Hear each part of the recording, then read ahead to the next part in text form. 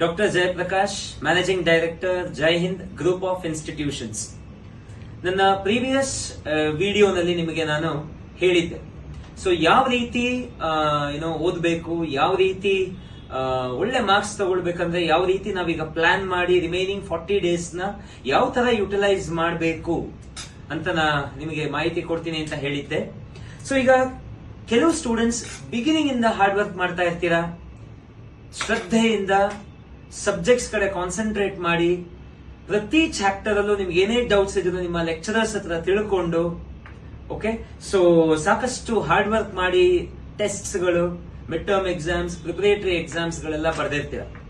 ಈಗ ನಿಮ್ಗೆ final touch up ಅಂದ್ರೆ ಸರ್ ನಮಗೆ 100% ಮಾರ್ಕ್ಸ್ ಬರಬೇಕು, ಎಲ್ಲಾ 6 ಸಬ್ಜೆಕ್ಟ್ಸ್ ಅಲ್ಲೂ ನನಗೆ 100ಕ್ಕೆ 100 ಅಂಕ ಬರಬೇಕು ಅಂತ ನಿಮ್ಮ ಮೈಂಡ್ ಅಲ್ಲಿ ಇರುತ್ತೆ. ಈಗ ಅದು ಹೇಗೆ? ಸಬ್ಜೆಕ್ಟ್ ನಂಬರ್ 1, ಸಬ್ಜೆಕ್ಟ್ ನಂಬರ್ 6 ಅಂದ್ರೆ ಎಲ್ಲಾ 6 ಸಬ್ಜೆಕ್ಟ್ಗೆ ಮಿನಿಮಮ್ 4 ಡೇಸ್ ಅಂತ ಡೆಡಿಕೇಟ್ ಮಾಡಿ. ಸಬ್ಜೆಕ್ಟ್ ನಂಬರ್ 1 ಈಗ 4 ಡೇಸ್ ಇದೆ ನಮ್ಮ ಹತ್ರ. ಆ ಡೇ ನಂಬರ್ 1 ಯಾವ ರೀತಿ ಶುರು ಮಾಡ್ಬೇಕೀಗ, ಯಾವ ರೀತಿ ಶುರು ಮಾಡಬೇಕು? ಸೊ ಸಬ್ಜೆಕ್ಟ್ ನಂಬರ್ 1 ಅದು ಫಿಸಿಕ್ಸ್ ಆಗಿರ್ಬೋದು. ಈಗ let's take an example as a physics subject or business studies subject. So ಯಾವ ರೀತಿ ಓದ್ತೀರಾ? ಈಗಾಗಲೇ ನೀವು ಟ್ಯೂಷನ್ಸ್ ಅಲ್ಲಿ ಅಥವಾ ಕಾಲೇಜ್ ಅಲ್ಲಿ ನಿಮ್ಗೆ ಕಂಪ್ಲೀಟ್ ನೋಟ್ಸ್ ಬರ್ಸಿರ್ತಾರೆ. ಚಾಪ್ಟರ್ ನಂಬರ್ 1 ಇಂದ ಶುರು ಮಾಡಿ. ಚಾಪ್ಟರ್ ನಂಬರ್ 1 ಇಂದ ಶುರು ಮಾಡಿ ನಿಮ್ಮ ಮುಂದೆ ಈ ರಫ್ ಶೀಟ್ಸ್ ಇರಬೇಕು, pen very important. Chapter number 1 ನ ಪ್ರತಿ ಕಾನ್ಸೆಪ್ಟ್ಸ್ ಏನಿದೆ ಕಾನ್ಸೆಪ್ಟ್ ಬೈ ಕಾನ್ಸೆಪ್ಟ್ ತರುವಾಗಿ. ಸೊ ಏನಾದ್ರೂ ಡೌಟ್ಸ್ ಇದೆಯಾ ಅದನ್ನ ಹೈಲೈಟ್ ಮಾಡಿ. ಓಕೆ, ಸೊ ಅದನ್ನ ಪ್ರಾಕ್ಟೀಸ್ ಮಾಡಿ, ರಫ್ ಶೀಟ್ಸ್ ಇಟ್ಕೊಳ್ಳಿ, ಅದನ್ನ ಪ್ರಾಕ್ಟೀಸ್ ಮಾಡಿ ಚೆನ್ನಾಗಿ. ಸೊ ಈ ಪ್ರಾಕ್ಟೀಸ್ ಮಾಡ್ತಾ ಮಾಡ್ತಾ ಮಾಡ್ತಾ ಚಾಪ್ಟರ್ ಬೈ ಚಾಪ್ಟರ್ ಕಂಪ್ಲೀಟ್ ಆಗ್ತಾ ಹೋಗುತ್ತೆ. Chapter by chapter important formulas ಅಥವಾ ಇಂಪಾರ್ಟೆಂಟ್ ಪಾಯಿಂಟ್ಸ್, ಕೀವರ್ಡ್ಸ್ ಏನಿದೆಯೋ ನಿಮ್ಗೆ ಅಂಡರ್ಸ್ಟ್ಯಾಂಡ್ ಆಗೋ ರೀತಿ ಒಂದು ಕಡೆ ಅದನ್ನೆಲ್ಲ ಸಮರೈಸ್ ಮಾಡ್ತಾ ಬನ್ನಿ. ಓಕೆ, ಸೊ ಈ ರೀತಿ ಚಾಪ್ಟರ್ ಬೈ ಚಾಪ್ಟರ್ ನ ಎಲ್ಲಾ ಚಾಪ್ಟರ್ಸ್ ಕಂಪ್ಲೀಟ್ ಆದ್ಮೇಲೆ ನಮ್ಮ ಸೆಕೆಂಡ್ ಅಪ್ರೋಚ್ ಟೆಕ್ಸ್ಟ್ ಬುಕ್. ಈಗ ನೋಟ್ಸ್ ಅಲ್ಲಿ ಆಗ್ಲೇ ಸರ್ ನನ್ನ ಎಲ್ಲಾ ಚಾಪ್ಟರ್ಸ್ ಅನ್ನ ನೋಟ್ಸ್ ಅಲ್ಲಿ ಏನಿದೆ, ನಮ್ಮ ಲೆಕ್ಚರರ್ಸ್ ಏನ್ ಬರ್ಸಿದ್ದಾರೆ ಪಿನ್ ಟು ಪಿನ್ ನಾನು ಓದಾಗಿದೆ, ಸಮರೈಸು ಸಹ ನಾನು ಮಾಡಿದ್ದೀನಿ, ನನಗೆಲ್ಲ ಕಂಪ್ಲೀಟ್ ಈಗ ನಾನು ತರೋ ಆಗಿದ್ದೀನಿ. ನೆಕ್ಸ್ಟ್ ಸ್ಟೆಪ್ ಏನು? ಟೆಕ್ಸ್ಟ್ ಬುಕ್ ಓಪನ್ ಮಾಡಿ ಚಾಪ್ಟರ್ ನಂಬರ್ 1 ನಿಂದ ಅದೇ ತರ ಪಿನ್ ಟು ಪಿನ್ ಎಲ್ಲಾ ಚಾಪ್ಟರ್ಸ್ ಅನ್ನ ತರುವಾಗಿ. ಓಕೆ, ಸೊ ಟೆಕ್ಸ್ಟ್ ಬುಕ್ ಅಲ್ಲಿ ನೋಟ್ಸ್ ಅಲ್ಲಿ ಇರೋದೇ ಟೆಕ್ಸ್ಟ್ ಬುಕ್ ಅಲ್ಲಿ ಇದೆಯಲ್ಲ, ಎಸ್, ಬಟ್ ಈ ನಿಮ್ಮ ಟೆಕ್ಸ್ಟ್ ಬುಕ್ ಅಲ್ಲಿ ಏನಿದೆ ಅದನ್ನ ಸಿಂಪ್ಲಿಫೈ ಮಾಡಿ ನಿಮ್ಮ ಲೆಕ್ಚರರ್ಸ್ ನೋಟ್ಸ್ ಅಲ್ಲಿ ಬರ್ಸಿರ್ತಾರೆ. ಸೊ ನೋಟ್ಸ್ ನ ಫಸ್ಟ್ ಯಾಕೆ ರೆಫರ್ ಮಾಡಿ ಅಂತಂದ್ರೆ ನಿಮ್ಗೆ ಅದು ಈಸಿಯಾಗಿ ಅಂಡರ್ಸ್ಟ್ಯಾಂಡ್ ಆಗುತ್ತೆ. ಲೆಕ್ಚರರ್ಸ್ ಮೈಂಡ್ ಅಲ್ಲಿ ಇರುತ್ತೆ, ನಮ್ಮ ಮಕ್ಕಳಿಗೆ ಅದು ಈಸಿಯಾಗಿ ಅರ್ಥ ಆಗ್ಬೇಕು ಅಂತ ಅವರು ಅದನ್ನ ಈಸಿಯಾಗಿ ನಿಮಗೆ ಬರ್ಸಿರ್ತಾರೆ. ಓಕೆ, ಸೊ ನೀವು ನೋಟ್ಸ್ ಕಂಪ್ಲೀಟ್ ಆಯ್ತು. ನಿಮ್ಮ second approach text book. Text book ಅಲ್ಲಿ ಈಗ ಓದುವಾಗ ನಿಮ್ಗೆ ಈಸಿ ಅನ್ಸುತ್ತೆ, ಯಾಕಂದ್ರೆ ಆಗ್ಲೇ ನೋಟ್ಸ್ ಅಲ್ಲಿ ಓದಿರ್ತೀರಾ. ಸೊ ಇನ್ನೇನಾದ್ರೂ ಅಡಿಷನಲ್ ಇನ್ಫಾರ್ಮೇಶನ್ ನಿಮ್ಗಿತ್ತ ಅದನ್ನು ಸಹ ಲಿಸ್ಟ್ ಔಟ್ ಮಾಡಿ, ಪಾಯಿಂಟ್ಸ್ ಬರ್ಕೊಳ್ಳಿ, ಅದನ್ನು ಸಹ ನೀವು ತರೋ ಹಾಗೆ. ಸೊ ಅಲ್ಲಿಗೆ ನಮಗೆ ಟೆಕ್ಸ್ಟ್ ಬುಕ್ ಕಂಪ್ಲೀಟ್ ಆಯ್ತು, ನೋಟ್ಸ್ ಕಂಪ್ಲೀಟ್ ಆಯ್ತು. ನೆಕ್ಸ್ಟ್ ಸ್ಟೆಪ್ ಏನು? Model question papers. ನಮ್ಮ PU ಬೋರ್ಡ್ ಕಡೆಯಿಂದ around 3 to 4 model papers release ಆಗಿದೆ. ಈಗಾಗಲೇ ಸಾಕಷ್ಟು ಪಬ್ಲಿಷರ್ಸ್ ಮಿನಿಮಮ್ ಒಂದು 8 to 10 ಮಾಡೆಲ್ ಪೇಪರ್ಸ್ ನ ಪ್ರತಿ ಸಬ್ಜೆಕ್ಟ್ ಅಲ್ಲೂ ರಿಲೀಸ್ ಮಾಡಿದ್ದಾರೆ. ಸೊ ನಿಮ್ಮೆಲ್ಲ ಬುಕ್ ಸ್ಟೋರ್ಸ್ ಅಲ್ಲಿ ನಿಮ್ಗೆ ಸಿಗುತ್ತೆ. ಸರ್ ಆ ಬುಕ್ ಸ್ಟೋರ್ಸ್ ಅಲ್ಲಿ ತಂದು ಅಲ್ಲಿರುವಂತ ಮಾಡೆಲ್ ಪೇಪರ್ಸ್ ಅಲ್ಲಿರುವಂತ ಆನ್ಸರ್ಸ್ ನ ಓದ್ಬೇಕಾ? ನೋ ಸ್ಟೂಡೆಂಟ್ಸ್, ಒಂದು ಕ್ವೆಶ್ಚನ್ ಗೆ ಒಂದೇ ಆನ್ಸರ್. ಅಂದ್ರೆ ನಿಮ್ಮ ನೋಟ್ಸ್ ಅಲ್ಲಿ ಅಥವಾ ಟೆಕ್ಸ್ಟ್ ಬುಕ್ ಅಲ್ಲಿ ನೀವು ಏನ್ ಕಲ್ತಿರ್ತೀರಾ ಆ ಆನ್ಸರ್ ನ ತರುವಾಗಿ. ಸರ್ ಏನಾದ್ರು ಸಕ್ಸಸ್ ಲೈನ್ ಅಥವಾ CPC ಹಲವಾರು ಪಬ್ಲಿಕೇಶನ್ಸ್ ಇಂದ ಮಾಡೆಲ್ ಪೇಪರ್ಸ್ ಬರುತ್ತೆ, ಅಲ್ಲಿ ಬರ್ದಿರಂತ ಆನ್ಸರ್ಸ್ ಬೇರೆ ಏನೋ ಇದ್ದು ನಿಮ್ಮ ನೋಟ್ಸ್ ಅಲ್ಲಿ ಬರ್ಸಿರೋಂಥದ್ದು ಏನಾದ್ರೂ ಬೇರೆ ಇದ್ದು ದಯವಿಟ್ಟು ಕನ್ಫ್ಯೂಸ್ ಮಾಡ್ಕೋಬೇಡಿ. ಮಾಡೆಲ್ ಪೇಪರ್ಸ್ ಅಲ್ಲಿರಂತ ಕ್ವೆಶ್ಚನ್ಸ್ ಅನ್ನ ನೀವು ಗಮನ ಕೊಡ್ಬೇಕಾಗುತ್ತೆ. ಯಾವ ರೀತಿ ಕ್ವೆಶ್ಚನ್ ಪೇಪರ್ ಪ್ಯಾಟರ್ನ್ ಇದೆ, 1 ಮಾರ್ಕ್ MCQs ಯಾವ ರೀತಿ ಇದೆ, 2 ಮಾರ್ಕ್ಸ್ ಯಾವ ತರ ಇದೆ, ಫಿಲಿಪ್ಸ್ ಯಾವ ತರ ಇದೆ, 4 ಮಾರ್ಕ್ಸ್, 6 ಮಾರ್ಕ್ಸ್, 8 ಮಾರ್ಕ್ಸ್, ಈ ರೀತಿ ಕ್ವೆಶ್ಚನ್ಸ್ ಗಳು ಯಾವ ರೀತಿ ಕೇಳ್ತಾರೆ ಆ ಮೇನ್ ವೈಸ್, ಇದು ನೀವು ಮೇನ್ ಆಗಿ ನೀವು ಕ್ವೆಶ್ಚನ್ ಪೇಪರ್ಸ್ ಅಲ್ಲಿ ನೋಡ್ಕೋಬೇಕಾಗಿರೋಂಥದ್ದು. ಸೊ ಪ್ರತಿ ಸಬ್ಜೆಕ್ಟ್ ಅಲ್ಲಿ ಮಾಡೆಲ್ ಕ್ವೆಶ್ಚನ್ ಪೇಪರ್ ಬುಕ್ಸ್ ಆಗ್ಲೇ ಈಗ ಮಾರ್ಕೆಟ್ ಅಲ್ಲಿ ರಿಲೀಸ್ ಆಗಿದೆ. ಫಸ್ಟ್ ಸ್ಟೆಪ್ ನೋಟ್ಸ್ ತರವಾಗಿದ್ದೀರಾ, ಸೆಕೆಂಡ್ ಸ್ಟೆಪ್ ಟೆಕ್ಸ್ಟ್ ಬುಕ್ ತರವಾಗಿದ್ದೀರಾ. ಈಗ 3ನೇ ಸ್ಟೆಪ್ ಏನಪ್ಪಾ ಅಂದ್ರೆ ಮಾಡೆಲ್ ಕ್ವೆಶ್ಚನ್ ಪೇಪರ್ ಬುಕ್ಸ್. ಆ ಮಾಡೆಲ್ ಕ್ವೆಶ್ಚನ್ ಪೇಪರ್ ಬುಕ್ ಅಲ್ಲಿ ನಮ್ಮ PU board model papers include ಆಗಿದೆ, ಪ್ಲಸ್ ಅಡಿಷನಲ್ ಮಾಡೆಲ್ ಪೇಪರ್ಸ್ ಸಹ ಇರುತ್ತೆ. ಮಿನಿಮಮ್ 8 to 10 ಮಾಡೆಲ್ ಪೇಪರ್ಸ್ ಇದ್ದೇ ಇರುತ್ತೆ. ಫಸ್ಟ್ ಮಾಡೆಲ್ ಪೇಪರ್ ಇಂದ ಲಾಸ್ಟ್ ಮಾಡೆಲ್ ಪೇಪರ್ ವರೆಗೂ ಎಲ್ಲಾ ಕ್ವೆಶ್ಚನ್ಸ್ ನ ಗ್ಲಾನ್ಸ್ ಮಾಡಿ. ಪ್ರತಿ ಎಲ್ಲಾ ಕ್ವೆಶ್ಚನ್ಗೆ ಆನ್ಸರ್ ನಿಮಗ್ ಬರುತ್ತಾ ಅನ್ನೋದನ್ನ ಚೆಕ್ ಮಾಡಿ. ಅದನ್ನ ಎಕ್ಸಾಮ್ ತರ ಆದ್ರೂ ತಗೊಳ್ಳಿ, ಅಥವಾ ನೋಟ್ಸ್ ಅಥವಾ ಟೆಕ್ಸ್ಟ್ ಬುಕ್ ನಿಮ್ಮ ಪಕ್ಕದಲ್ಲಿರುತ್ತೆ. ಕ್ವೆಶ್ಚನ್ ನೋಡಿ, ಆನ್ಸರ್ ರೆಫರ್ ಮಾಡಿ, ರೀಕಾಲ್ ಮಾಡಿ ಅಥವಾ ಬರ್ದು ಪ್ರಾಕ್ಟೀಸ್ ಮಾಡಿ. ಒಟ್ನಲ್ಲಿ ಈ ಮಾಡೆಲ್ ಕ್ವೆಶ್ಚನ್ ಪೇಪರ್ಸ್ ಅಲ್ಲಿರುವಂತಹ ಎಲ್ಲಾ ಕ್ವೆಶ್ಚನ್ಸ್ಗೂ ನಿಮಗೆ ಆನ್ಸರ್ ನಿಮ್ ತಲೆಯಲ್ಲಿ ಇರಬೇಕು. So these are the 3 approaches my dear students to score. Sir ನನ್ಗೊಂದು 60-70% ಮಾರ್ಕ್ಸ್ ಸಾಕು sir, study only model papers.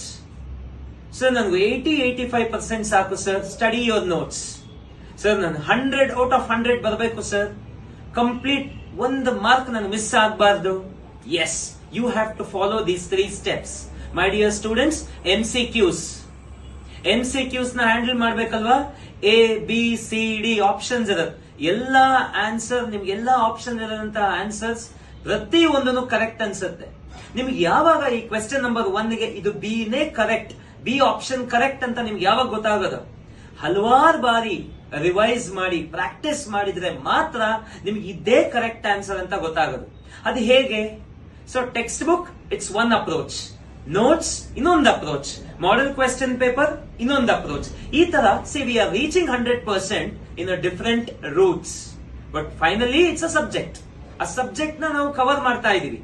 So ಕೆಲವು ಮಕ್ಕಳು ಹೇಳಿದ್ರು, ಸರ್ 100% ಮಾರ್ಕ್ಸ್ ಬರೋದಕ್ಕೆ ನೀವೀಗ ಸಜೆಷನ್ಸ್ ಕೊಡ್ತಾ ಇದ್ದೀರಾ ಸರ್, ನಾವು ಶುರುವಿಂದ ಓದಿಲ್ಲ ಸರ್, ನಿಜವಾಗ್ಲೂ ನಮ್ ಕಡೆಯಿಂದ ತಪ್ಪಾಗಿದೆ. ಈಗ ನಾನು ಹೇಗೋ ಸೆಕೆಂಡ್ PU ಕ್ಲಿಯರ್ ಆಗ್ಬೇಕು, ಫಸ್ಟ್ ಕ್ಲಾಸ್ ಆದ್ರೂ ಬರಬೇಕು, ಅಟ್ಲೀಸ್ಟ್ ನಾನು ಪಾಸ್ ಆಗಿ ಮುಂದೆ ಹೋಗ್ಬೇಕು. ನನಗೀಗ ನನ್ ಮುಂದೆ ಬರೀ 1-1.5 ತಿಂಗಳು ಅಷ್ಟೇ ಇದೆ ಸರ್, ಏನ್ ಮಾಡ್ಬೇಕು? ಸೊ ದಯವಿಟ್ಟು ಮಕ್ಕಳೇ ಬೇಜಾರ್ ಮಾಡ್ಕೋಬೇಡಿ, ಆಗಿದ್ದಾಗೋಯ್ತು, ಪಾಸ್ಟ್ ಇಸ್ ಪಾಸ್ಟ್. ಈಗಲೂ ಕಾಲ ಮಿಂಚಿಲ್ಲ.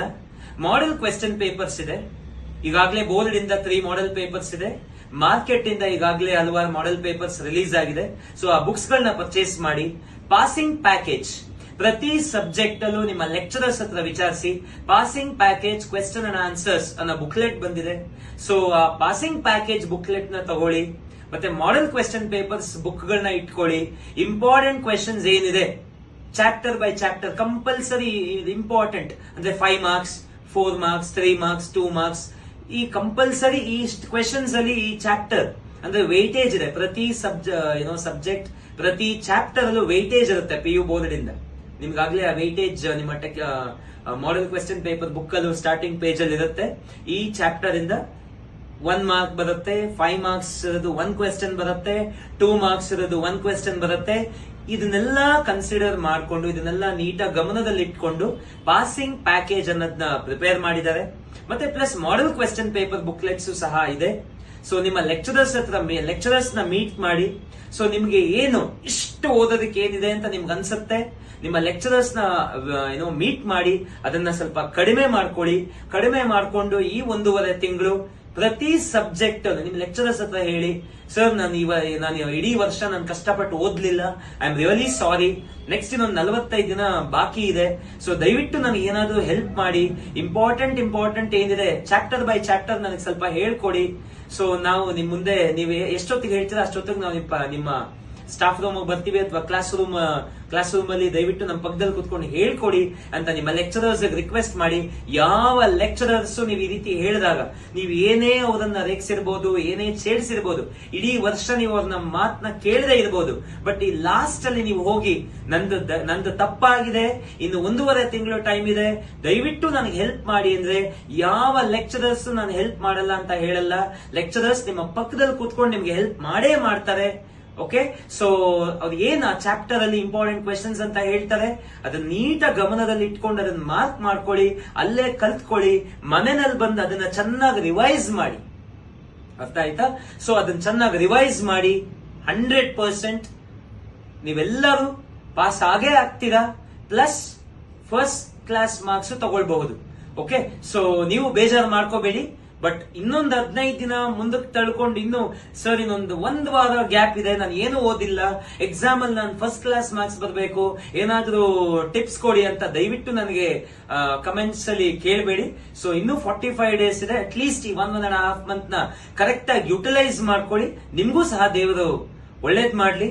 ಸೊ ನನಗೆ ಎಲ್ಲಾ ಸೆಕೆಂಡ್ PU ಸ್ಟೂಡೆಂಟ್ಸ್ ಯಾವುದೇ ಸಬ್ಜೆಕ್ಟ್ಸ್ ಆಗಿರ್ಬೋದು, ಎಲ್ಲಾ ಸಬ್ಜೆಕ್ಟ್ಸ್ ಅಲ್ಲೂ ಸೈನ್ಸ್, ಕಾಮರ್ಸ್, ಆರ್ಟ್ಸ್ ಯಾವುದೇ ಆಗಿರ್ಬೋದು, ಎಲ್ಲಾ ಸ್ಟೂಡೆಂಟ್ಸ್ ಫಸ್ಟ್ ಎಕ್ಸಾಮ್ ಈ ಮಾರ್ಚ್ ಅಲ್ಲಿ ಏನ್ ಎಕ್ಸಾಮ್ ನಡೀತಾ ಇದೆ ಪ್ರತಿಯೊಬ್ರು ಪಾಸ್ ಆಗ್ಬೇಕು, ಪ್ರತಿಯೊಬ್ರು ಒಳ್ಳೆ ಮಾರ್ಕ್ಸ್ ತಗೊಂಡ್ಬರ್ಬೇಕು. Okay, all the very best my dear students. Thank you.